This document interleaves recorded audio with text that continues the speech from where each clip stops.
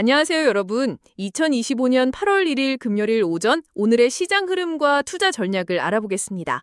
글로벌 시장은 미국과 한국 간의 중요한 관세 협상 타결 소식, 주요 빅테크 기업들의 실적 발표, 그리고 다소 냉각된 미국 금리 인하 기대감이라는 세 가지 큰 이슈를 중심으로 움직이고 있어요.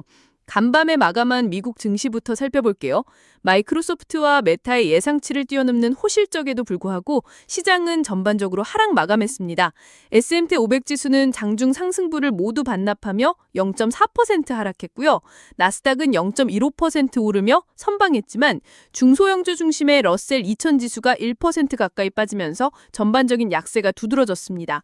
현재 미국 시장은 소수의 대형 기술주만이 상승을 이끄는 좁은 폭의 랠리 양상을 보이고 있어 일부에서는 과거 닷컴 버블과 유사하다는 지적과 함께 조정 가능성에 대한 우려도 나오고 있어요. 특히 트럼프 현 미국 대통령이 17개 대형 제약사의 약가 인하를 요구하면서 일라리릴리, 노보노디스크 같은 제약 바이오 관련주들이 크게 하락하며 헬스케어 업종 전반이 부진한 모습을 보였습니다. 마이크로소프트는 매출과 클라우드 사업이 크게 성장하며 실적 발표 후 9%나 상승했고 메타 역시 매출과 순이익이 두 자릿수 성장하며 12%나 뛰었습니다. 엔비디아도 2.14% 상승하며 사상 최고가를 경신했어요. 애플은 예상치를 웃도는 매출을 발표하며 선방했는데 특히 중국 매출 회복세가 눈에 띕니다. 이러한 빅테크들의 강세는 여전히 AI 기술 사이클이 시장이 강력한 상승 동력으로 작용하고 있음을 보여줍니다.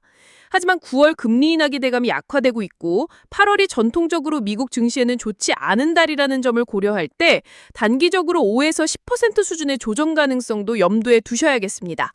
이제 국내 증시로 눈을 돌려볼까요? 어제 코스피 지수는 박스권 상단에서 하락세를 보였지만 장중 낙폭을 줄이려는 노력이 긍정적이었습니다. 7거래일 만에 하락세를 기록하며 삼성전자와 자동차주가 하락을 주도했습니다. 코스닥 지수는 21선을 4월 연속 지지했지만 상승 종목 수가 부족해 아직 완전한 자신감을 되찾지는 못하는 모습이에요.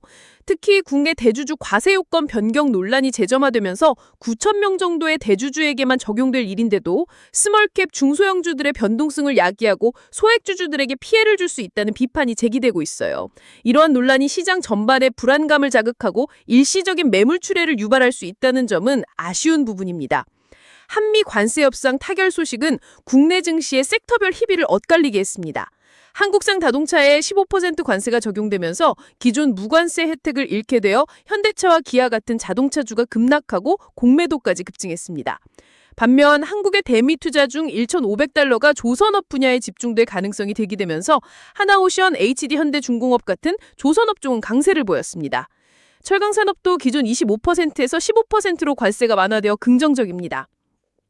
삼성전기는 테슬라의 AI 반도체용 기판 공급 수혜 기대감으로 10% 이상 급등했고 LG에너지솔루션은 테슬라 ESS ENH 생태계에 편입되어 6조 원 규모의 배터리 계약을 체결하며 큰 기대를 모으고 있어요. 삼성전자는 7만 1,000원대에서 하락하며 차트상 좋지 않은 모습을 보였는데 7만 원대 지지 여부가 중요한 포인트가 될 것 같습니다.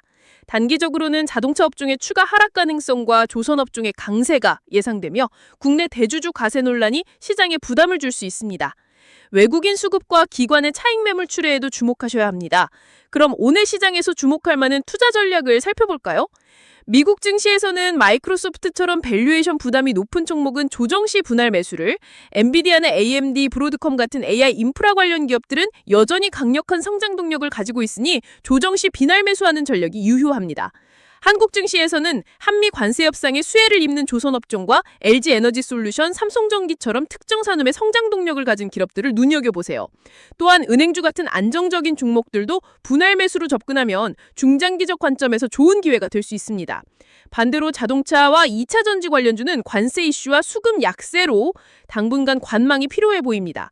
리스크 관리 방안도 중요합니다. 불확실한 시장에서는 현금 비중을 20에서 30% 정도 유지해서 갑작스런 하락에 대비하고 급등락이 심한 종목은 명확한 손절 라인을 설정하는 것이 중요합니다. 결론적으로 글로벌 시장은 단기적으로 변동성이 높을 것으로 예상됩니다. 하지만 AR 기술 생태계 핵심 기업들, 조선업종, 그리고 친환경 에너지 및 ESS 관련 기업들은 여전히 유망한 투자 기회를 제공할 것으로 보입니다. 하지만 금리 인하 불확실성, 미중 기술 갈등, 그리고 시장 쏠림 현상은 늘 주의해야 할 리스크 요인입니다. 이 정보는 AI가 작성한 것으로 투자 추천은 아니며 참고용이라는 점 다시 한번 말씀드립니다. 오늘 내용이 도움이 되셨다면 구독과 좋아요 잊지 마세요. 감사합니다.